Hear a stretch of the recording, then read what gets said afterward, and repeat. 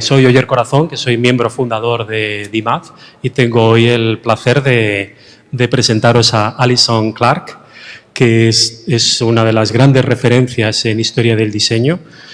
También está ahora trabajando sobre todo en la intersección entre el diseño y la antropología y nos va a dar esta charla sobre la figura de Víctor Papanek, que ella también es la directora de la Fundación Papanek y es una persona fantástica que os pido un fuerte aplauso para que se sienta súper cómoda. Gracias. Well, thank you very much for the introduction, and thank you for the organisers for the invitation to this exciting event, and thank you all for coming here this evening. So what I want to do is really highlight, I guess, what I'm interested in as a historian and actually a trained anthropologist is the intersection of people and things and histories around the idea of people and things, particularly in terms of industrial design practice. So graphic design has lots of theory to it, architecture has lots of theory to it, but one of the frustrations, and I teach industrial design students, I have done for decades, is that often industrial design is extremely under-theorized. And this led me to looking at one key text that students have continued to read in 22 different languages for over really kind of half a century, and that's a book, Design for the Real World. I actually might have to move so I can see my own images. And Design for the Real World is, as I say, available in kind of 22 languages, and it was a manifesto for design beyond capitalism, a manifesto written by Victor Papanek, an Austrian-American industrial designer, that really challenged the industrial design industry in the early 70s to come up with a new agenda that would put people first, inclusion first, and ecological considerations first. Now, I'm talking about this particular book because it's really one of the single most popular books still amongst design students because it has an agenda for an alternative economy of design. And what I would say is, although it's a book, this isn't some kind of heroic celebration of one man's book. This book is important because it was formulated from design education that had a revolution in the late 1960s. A massive revolution amongst design students in 68 through to kind of 75. So that's what I'm going to talk about today. It was translated, the most recent Spanish edition was translated a few years ago. And it continues to be, there's a new Ukrainian edition, a Mandarin edition, a new Portuguese. So what's interesting about this book is it's never fallen out of print, even though its ideas are firmly tied to basically the late 1960s.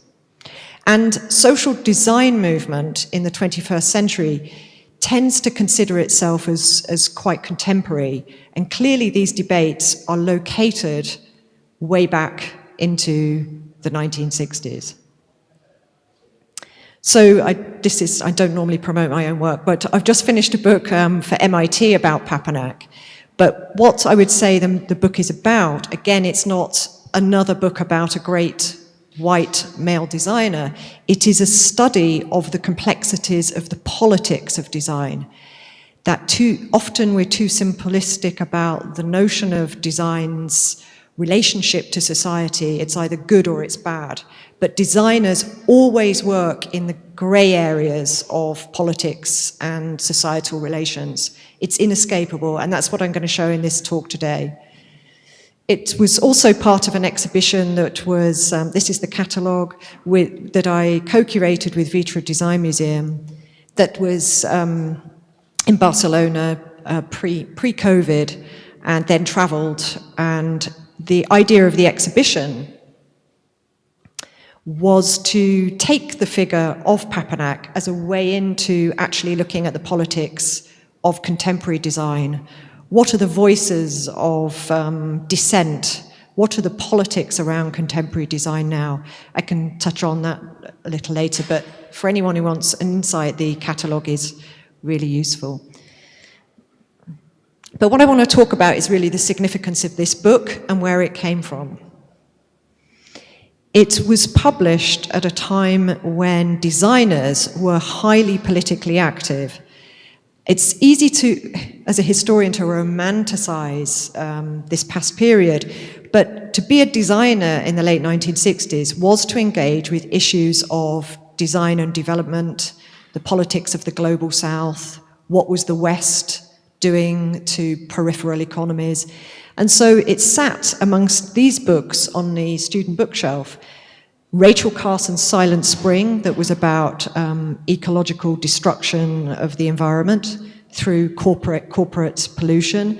The Limits of Growth, which was obviously about the kind of, the end of the capitalist expansionism. And then just on your left, Ada's Imperialism, which was a massive critique that students of the late 60s, early 70s were engaging with around, what is aid, how does design better lives of excluded groups?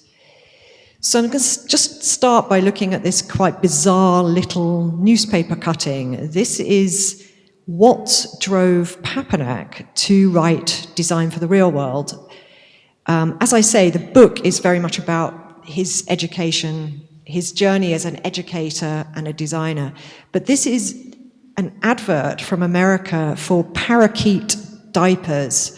And Papanek collected these ridiculous designs to show the kind of banality of what designers were engaged with. Someone designed parakeet nappies. And here we have like golden nails from the House of Wares and a people washer, a Japanese design for like a dishwasher for people. And this was a period when he was really critiquing expanding consumer culture. So obviously there are lots of groups doing this, like Super Studio and the Radical Italian design movement, but this was a far more pragmatic call to action from students. If they were going to spend their life as designers, what would they do? And it also fits in this neo-Marxist move in the early 70s and late 60s, the critique of commodity culture. This is, what's happened to abundance, what happens when capitalism creates so many useless things. Where do we go from there? So although I'm not suggesting in any way Papanek was a neo-Marxist, because he was definitely not, but this is part of the kind of design culture in which it sat.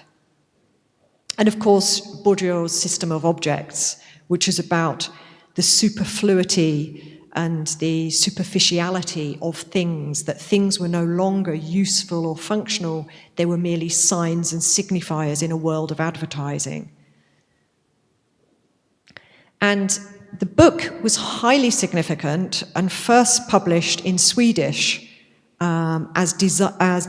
this translates as for people or for profit. And it's interesting that it's the Swedish and the Finnish and the Danish cultures that take up this kind of manifesto because they see design as being useful for implementing a benign socialism. And that if designers work for the collective good, they can create a welfare system. I mean, much of Danish design and architectural history is still tied to that paradigm. And this is a fantastic journal from the Pan-Scandinavian design movement. This was an organization of students that got people, they joined together Iceland, Denmark, Sweden and the whole Nordic areas to create a revolution in design that looked beyond craft, because obviously this region at this point is famous for its craft objects, and said, design should be looking at politics, it should be looking at the information infrastructures. And it invited Buckminster Fuller and Papanek to write in its pages. And this is where Papanek wrote one of his first articles that would become part of Design for the Real World, called Do-It-Yourself Murder, where he put designers on a par with, kind of sabotaging people's lives with their bad design, and that they were creating gadgets and devices that were basically driving the end of the planet. And you can't see this poster so well, unfortunately, but this was a best-selling poster that came with the book as a pullout, and it's called the Big Character Poster. What's interesting about it is really this was part of a design education kind of initiative. It's really created by sitting in a room with radical activist design students and asking them what they thought were the indices of design in the contemporary culture. And this is just one small segment. We're all handicapped. Instead of looking at design for the exceptional, this was about including everyone. It's quite interesting that it includes prisoners, soldiers, people in hospitals, foreigners, aliens, racial minorities in inverted commas. And this is about how design creates categories of exclusion when it should be creating categories of inclusion.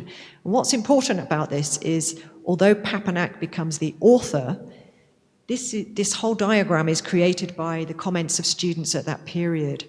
It's hard not to be nostalgic for a period when design really was engaging on the front line of societal change.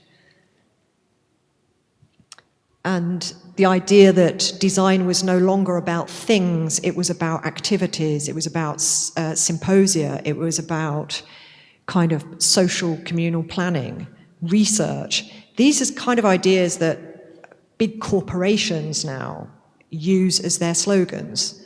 In particular, this segment from the Big Character Poster is about the minimal design team, and you can see the designer's in the center, but the designer also has the anthropologist, the psychologist, filmmaking, engineering, and we tend to think, IDEO, corporations like Frog sell the idea that they use social scientists and anthropologists in their work. But this was a very early idea to create design as a transdisciplinary force that wasn't just about creating products. Just a quick, you might not be interested in the biography, but it's quite interesting in the sense that it contextualizes why Papanek was engaged in this debate. And he was an emigre. He escaped as a Jewish Austrian from Vienna in 1939 with his mother, and he ended up totally impoverished. And this is Papanek, and he created from nothing a design studio called Design Clinic. And the idea was to kind of create a design as a healing kind of activity, a healing of the world, because he moved from Nazi Austria, experienced this extraordinary persecution at the age of 15, and just arrived in New York in 1939 with the beginning of the New York World's Fair, which was an exhibition that included Raymond Loewy, Norman Bell Geddes, Dreyfus, all the big names of American design. But their goal was to create more products and to further capitalism. And what Papanek interestingly perceived was that design could be for the social good, but maybe there was a better way for designing for people excluded from that kind of American dream. And this is one of his earliest designs. So he becomes a social designer. By 1970, he's creating social designs for the Global South. But this is one of his earliest designs. It's really a miracle that this actually survives. And it's for a portable, collapsible table. And why I think it's important is because it's a 1940s understanding of social design. Why shouldn't everybody have access to furniture? Why should only the rich, the middle classes, be able to furnish their homes. And this was part of a low-cost furnishing project, particularly for post-war veterans. And it kind of creates a sort of codified series of products, many of which had interchangeable cushioning, so they could be customized by the consumer, a kind of DIY furniture design. I think it's really fascinating that for someone, he was completely ousted, thrown out of all the industrial design societies he belonged to, because he was seen as such a negative force to the industrial design industry. But in actual fact, his roots were firmly in kind of furniture design. But this is really one of his first pieces of social design. It opens up questions about what we would now describe as cultural appropriation, but then was seen as an extremely useful way of rethinking what design process is and who design belongs to. It's based on a Geta Japanese sandal, and Papanek told the story that he worked for Raymond Loewy, the great master of streamlining in New York, and he showed Loewy this design for people of small stature. And it's obviously seems like an extremely impractical way of helping people reach things if they're small. And the story is that Raymond Loewy really laughed and ridiculed Papanek, and this made him determined to become a social designer. And the story behind it is also extremely Freudian, because really the design was for Papanek's own mother, whom he had escaped with from Vienna. And he was a single child, he had no father. His father had died. So there was this very close mother, Viennese, Freudian, but that's another story. So this first kind of intervention into social design is all about Papanek's mother, because she was small and couldn't reach her kitchen cabinets. But it's also part of another story, and that is that during this period, Papanek and his contemporaries were looking at other cultures for notions of design. And he saw himself as a kind of anthropologist of design, that he was looking at Inuit design processes, Inuit decorative arts. His library was extensive, and he read widely anthropology. And as a design educator, he encouraged his students to deal with anthropological objects.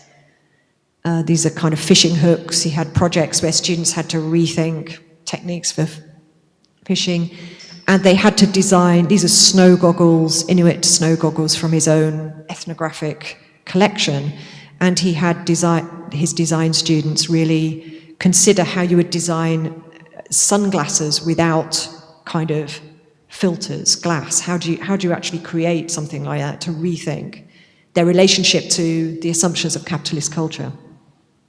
But probably one of the most famous of his designs, if you know Papanek, is the tin can radio, because this was a low-cost design created for indigenous communities that could pick up waste in particularly Indonesia he was aiming at. He did design it with UNESCO, and they could pack the tin can with cow dung and then charge it, use the cow dung to charge a battery.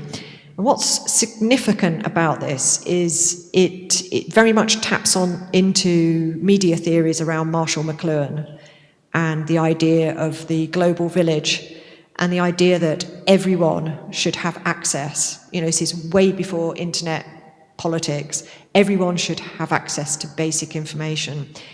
This design became very problematic, which I'll touch on a bit later in the talk, but just keep the tin can radio in mind. He presented it at the Ulm School, just before the Ulm School closed, and the Ulm School professors absolutely detested the decorated version, which was supposed to be decorated by indigenous communities with their own meaningful design. And the Ulm School professors, according to Papanek, wrong image, preferred the pared down image, but I'll move on to this anyway. So Papanek is part of this. What I want to do is, one of my problems with how design is written about is A, it's under-theorized, and B, it's under-historicized. And how can we understand 90s, 60s radicalism without understanding the politics of the Cold War?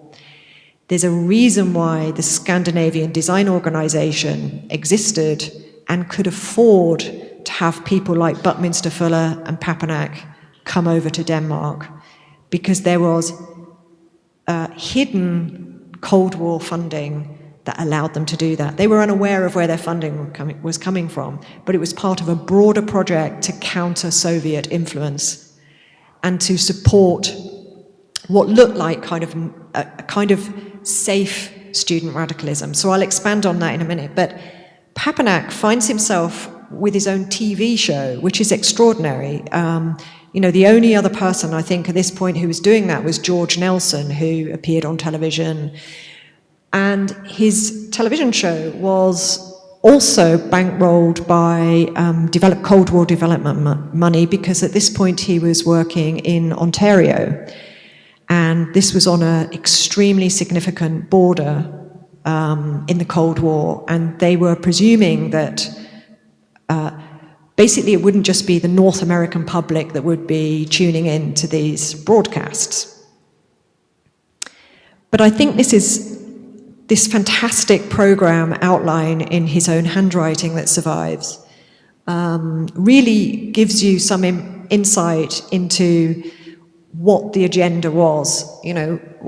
What is design, prescription for rebellion, the chrome-plated marshmallow. These are educative programs to educate the public in the horrors of bad design, which obviously has an enormous tradition within design history, and disposability, like our Kleenex culture.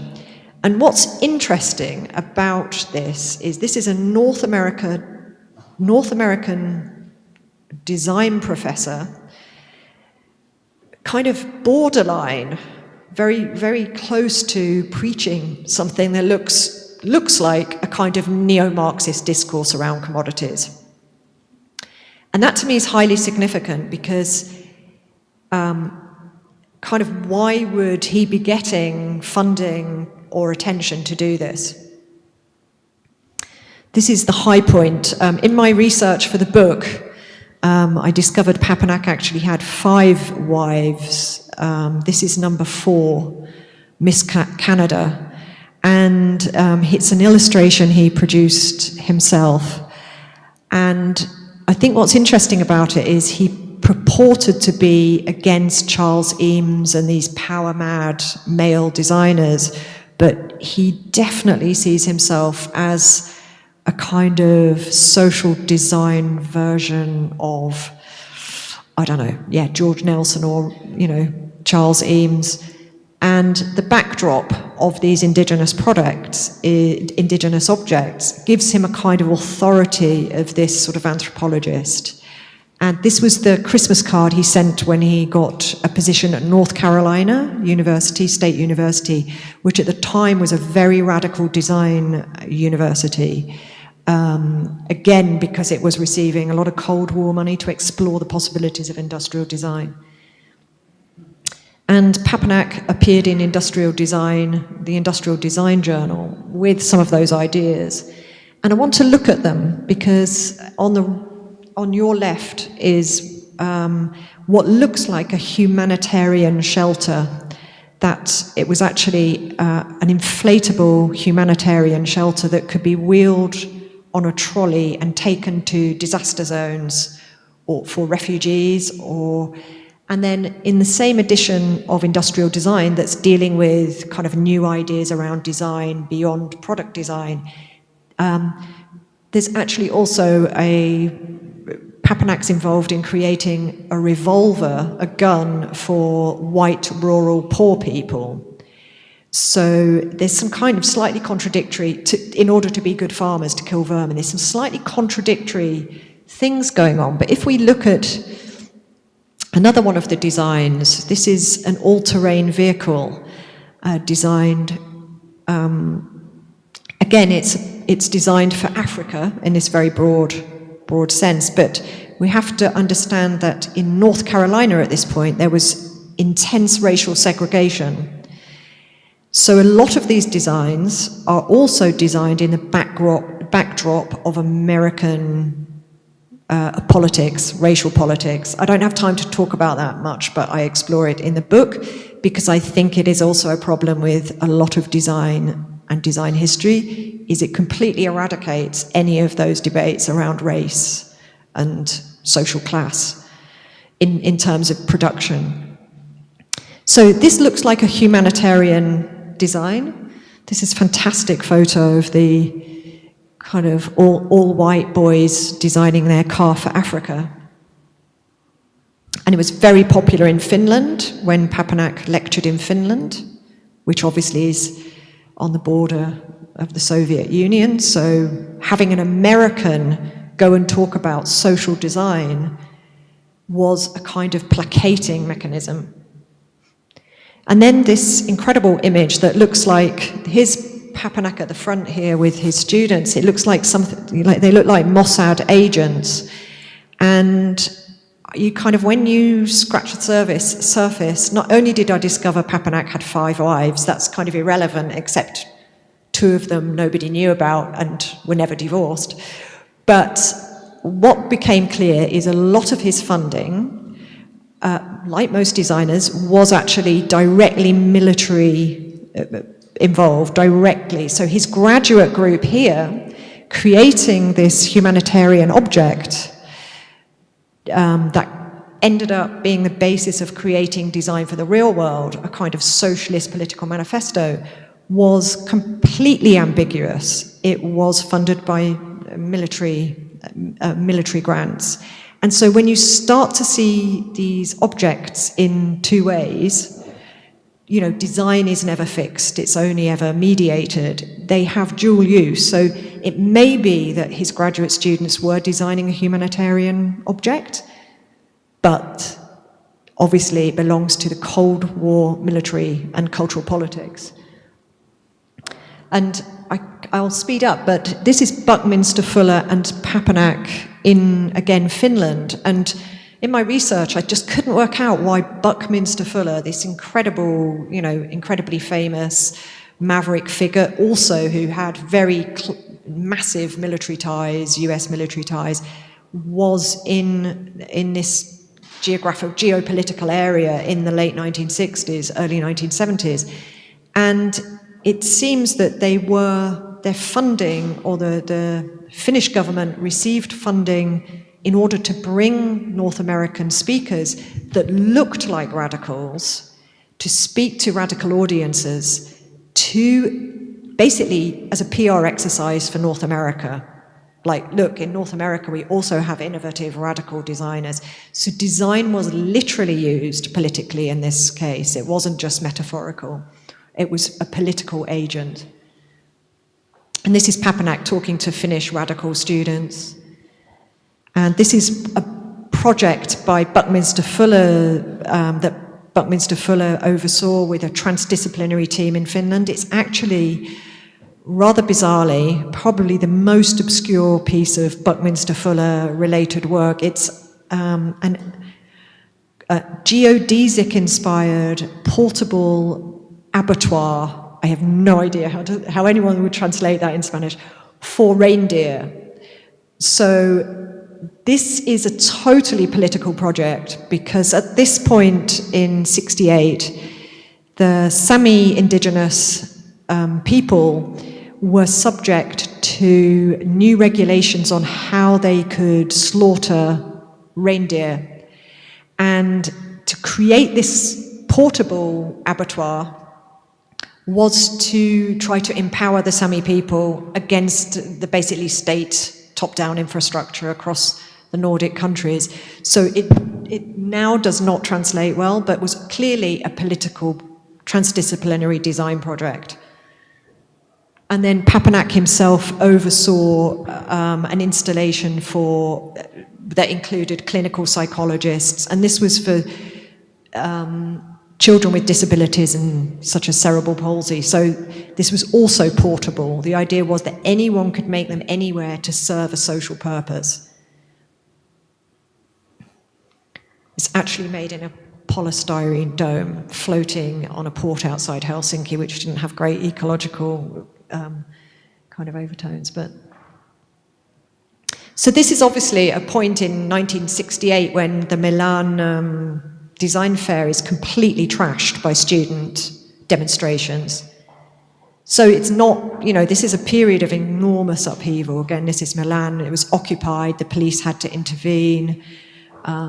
So design at this point is the ultimate kind of, political practice. So just coming back to this image of Papanek in a laboratory and Cold War funding, here he is taking part in bionic experiments, looking at biomaterials and bionic processes, which was very innovative at the time, something we'd probably associate more with design practice now. And he created this film that, with a graphic design colleague, that won a major prize at Aspen Design Festival called Biographics, that was made of spliced cells. I'm not going to play it because it has a hideous design jazz track that goes with it. So I'm just going to flick through the images. But there's something quite psychedelic about it. What's important about that film is that it came from the North Carolina audiovisual department, and they were also involved, it transpires, in experiments with Soviet captives and how you could use psychedelic film and visual culture to essentially drug your captives and get information out of them, how you could use audiovisual techniques as basically war weapons, weapons of war. So when we look at this, without the research and the historical context, we see a kind of funky psychedelic film made of bionic cells. It's a bit experimental and won an award at Aspen Design Festival. If you scratch the surface, this comes from a completely different place, and as does all design. And similarly, these are one of his most innovative designs. These are erosion devices. They were to be scattered across eroded deserts and then water would be sprinkled on them, and they were to kind of re-fertilize the environment with fertilizer and seeds. And these are I believe they appear in one of Papanek's books, The Green Imperative, one of his later books. And they came from these bionic studies and experiments. I'll just flick through these. Here it is, erosion control device. So this formed the basis of social design, and many of Papanek's lectures and the whole history of social design movement is tied to design for the real world. But if we look at these kind of bionic experiments, begatics, things that kind of explode bionically, these are just from his own study collection. What we start to realize is, if we understand them in the context of Papanek also doing lectures for Dow Chemicals, Dow Chemicals were the major manufacturers of Agent Orange and herbicides in the Vietnam War. This is not a kind of horror story expose. I just think we really need to understand the origins of what the social is in social design. And in this case, it transpires that Papanek was a regular lecturer for chemical companies, and that the designs that look like humanitarian designs are in fact, he's lecturing in the Nordic countries about the horrors of the Vietnam War, and then going back to America and doing lectures for Dow Chemicals. This is Johan Stersen's poster, Dow Shall Not Kill. It was well known at the period that Dow Corporation was involved in these kind of chemical provisioning and experimenting. Yet Papanek, the self-proclaimed social designer, is working, again, a Wisconsin demonstration about Dow. So there's no way that Papanek, the hip social designer, wasn't aware of the controversy of lecturing for Dow. So the politics of, I'm going to finish very shortly, this kind of came to light, the whole politics around design practice and design for the real world, when it was published in Italian, I think in 1973, and Guy Bonzeppi, who was, some of you may know Guy Bonzeppi, but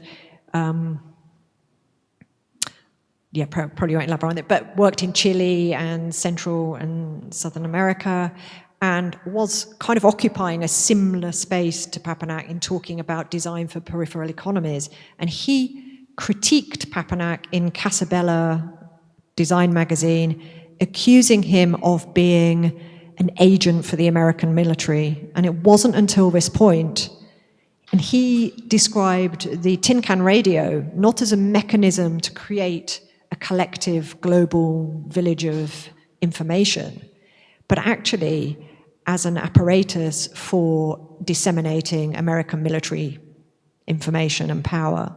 So you suddenly start to see these objects that were so benign in a completely different way. And Guy Bonzeppi is one of the few people that kind of calls Papanek out. Papanek responds by saying, this is typical kind of European critique. We're actually pragmatic. We try to make object.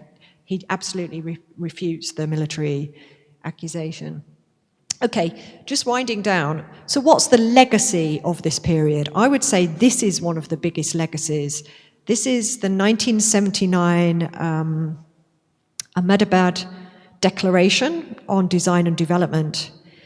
And this agenda from ICSID and UNIDO, ICSID, the International Council for the Society of Industrial Designers, put industrial design at the forefront of rethinking the Western global South relationship and what was appropriate design, how can design be relevant and useful for so-called developing economies.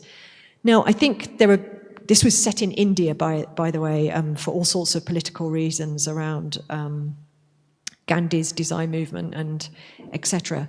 But I guess it's also a kind of double-edged sword, the politics of the Ahmedabad Declaration, because ultimately it was tied to the broader decolonization of the global South. And how could the West, using design, have a power in the global South as it decolonized and took up its own independence?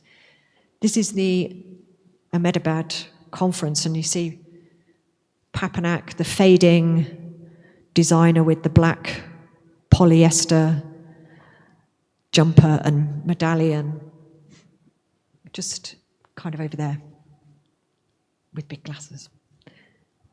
But this is an interesting legacy of that whole thing that we were discussing earlier, but about probably projects that many students are involved with now around frugal design or appropriate design. These are students that ended up getting scholarships to Indian students that went to the Royal College, actually at least one of whom knew Papanek very well. They weren't taught by Papanek at this stage, they were at the Royal College of Art, and they were tasked with creating technology for their own cultures. But one important thing to mention is, firstly, there's a whole other politics to discuss around asking Indian students to design only for their own cultures, but this is the early 80s or so. But they're also supported by the Fulbright Foundation, which is an extension of that whole Cold War politics. Now, there's no way I'm suggesting that that's necessarily bad. I think what's important, though, is that we talk about where design really comes from and who it really operates for, that we talk about the politics of design in in terms of, well, certainly in the 80s in Britain, it was all about Thatcherism. Design was all about Thatcherism.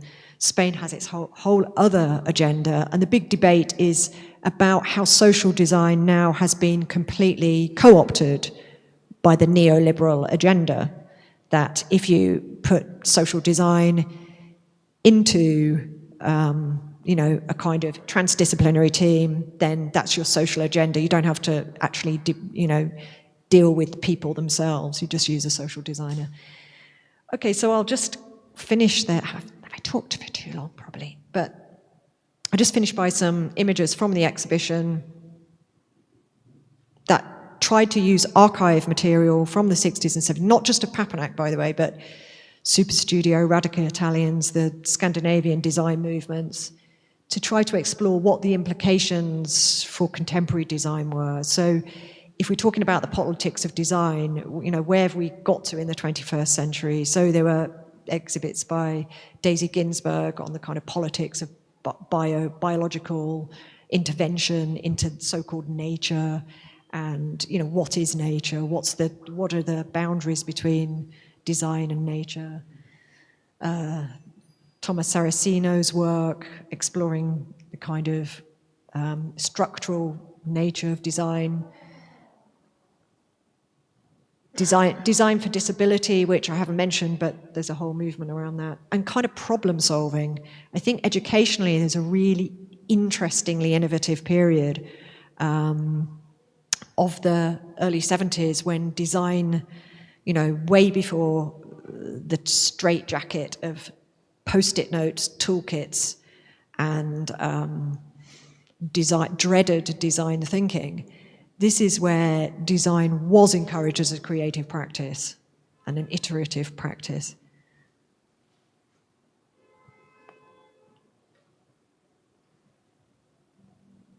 Okay, I'll finish there. Thank you.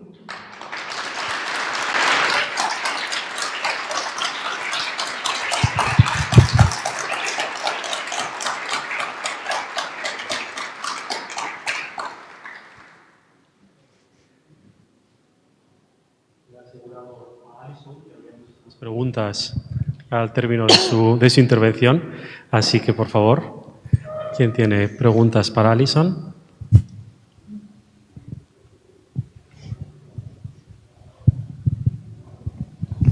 Well, first of all, thank you for your presentation, Alison. Sorry. Yes. Yeah, don't worry. Okay, well, I'm a design student and I will start soon with my thesis, and I would like to write about social design.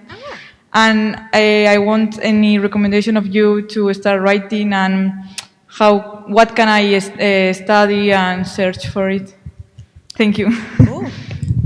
Okay, that's a big question. You're welcome to email me and I can give you kind of advice on that. I think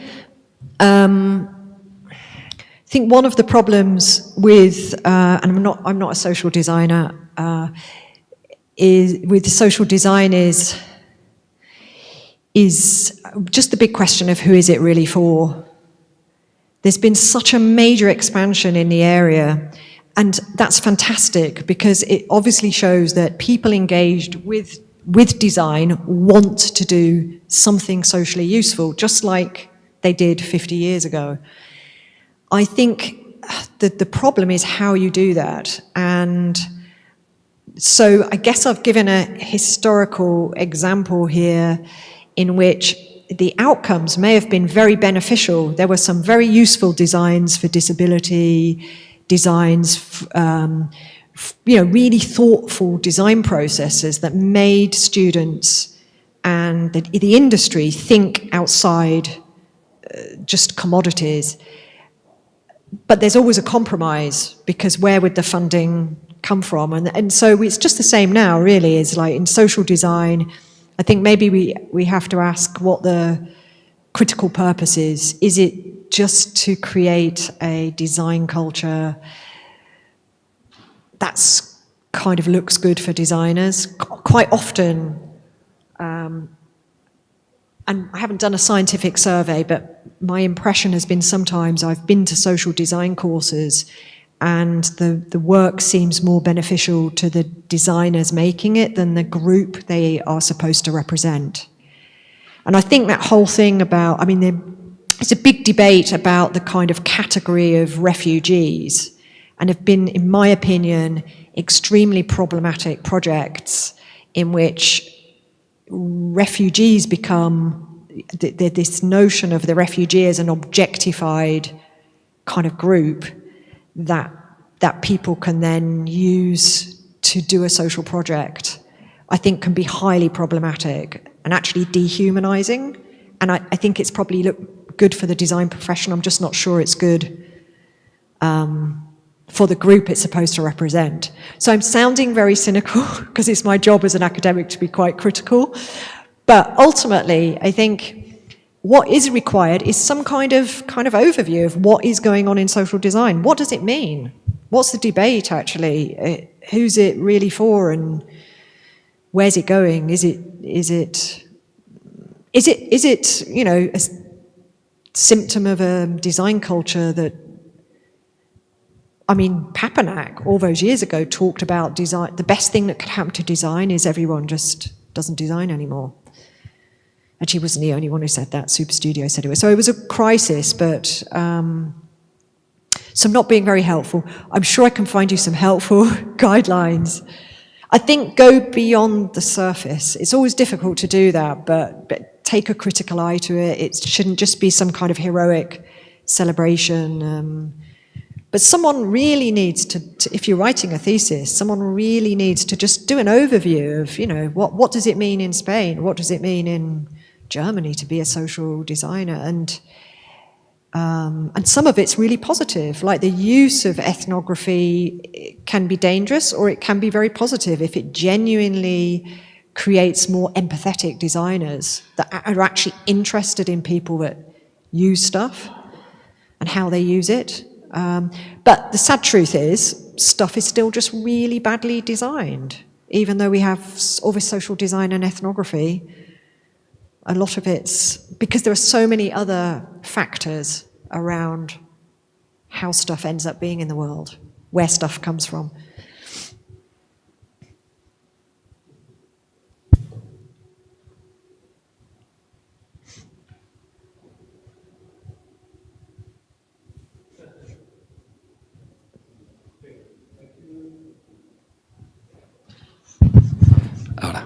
Thank you so much for the presentation. I enjoyed quite a lot. My name is Daniel. I'm from Cardiff University. My question is that today you've been talking about politics in design in the 20th century. Yeah. And it was the Cold War, and of course this was still an emerging capitalism. The question is, what do you think that nowadays, where companies has gone beyond over the countries and capitalism is so savage, so what do you think is the state of politics behind design now? Yeah, very good question. That's actually my next book project is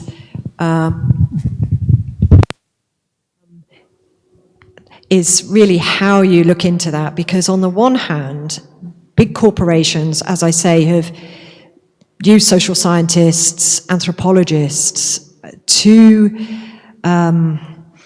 give the social edge to their projects, that they want to sell more stuff. That's the bottom line.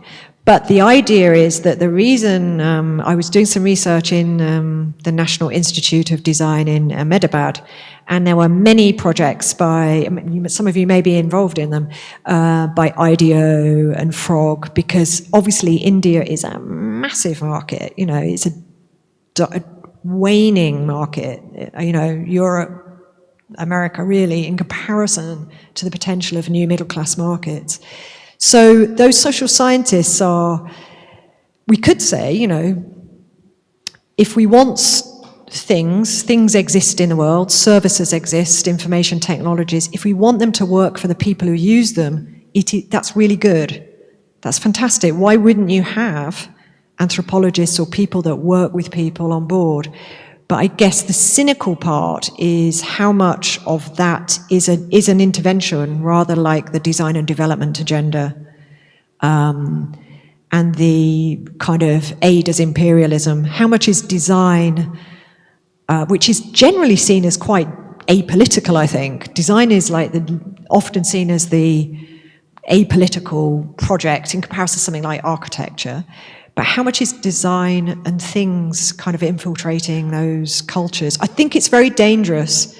I mean, I trained as an anthropologist, and one of the key things I learned was not to assume, you know, why shouldn't everybody have access to modernity? Modernity, this kind of Papanek, and it's not just Papanek, super studio fetishization of indigenous objects. That's kind of my problem with some of the social design projects that have this assumption that authentic cultures want pre-modern stuff. I think it's a myth. So I wouldn't say that the Indian population shouldn't have access to kind of modern products or modern services in any way. I just think it's on whose terms. I think we're seeing that change now. I don't think it's acceptable for the white male designers that used to kind of rock up in Pakistan in the 1950s and Palestine with their notebooks and work out how they could sell refrigerators in these decolonized areas. I don't think that's acceptable now, but I might be naive. But I'd like to think that's changing. There was a very long response, but I think it's a really important topic. And from this Cold War story, that particularly the growth of design anthropology, this thing called design anthropology, which is very mysterious kind of semi-subject, a bit like social design, like where's it going, what is it?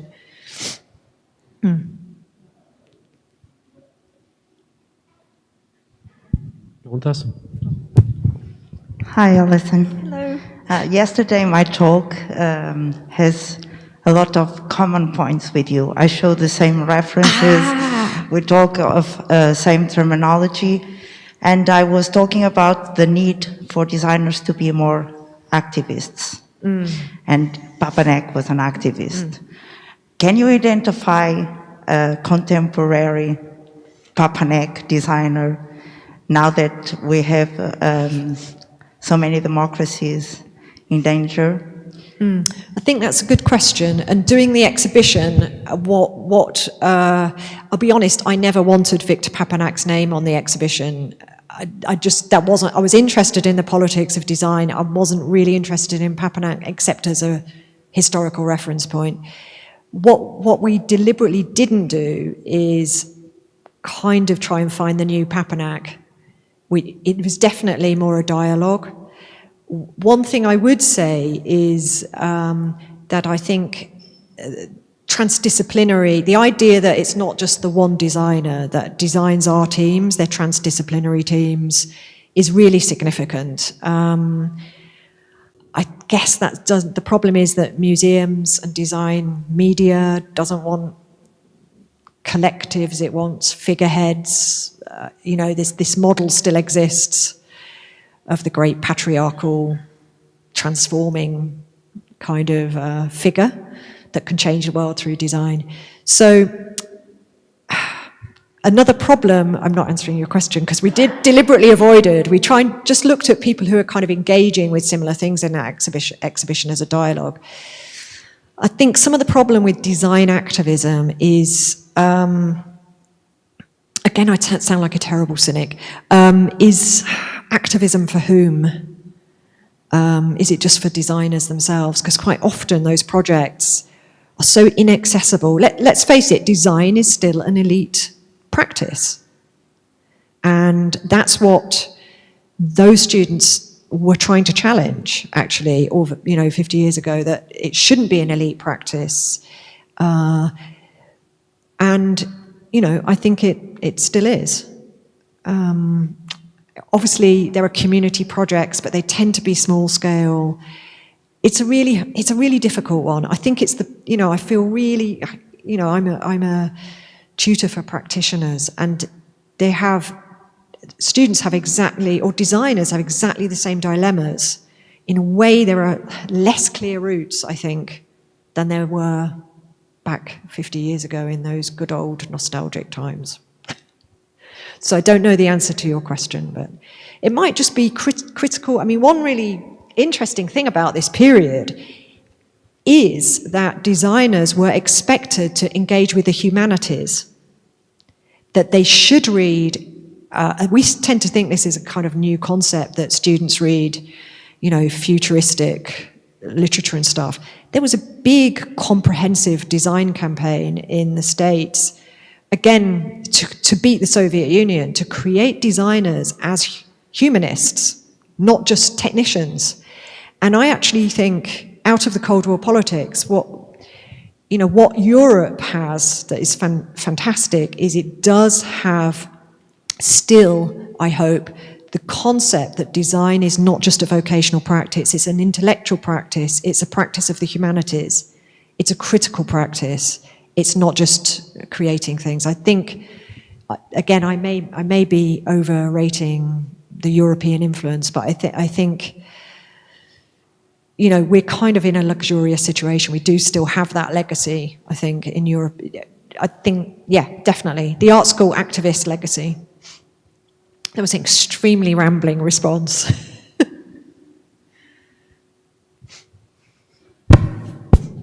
¿Más preguntas? Since we don't have any more questions. Well, thank you very much, Alison, for this great talk, and hope to see you again soon. Yeah, thank you very much to the audience. Thank you.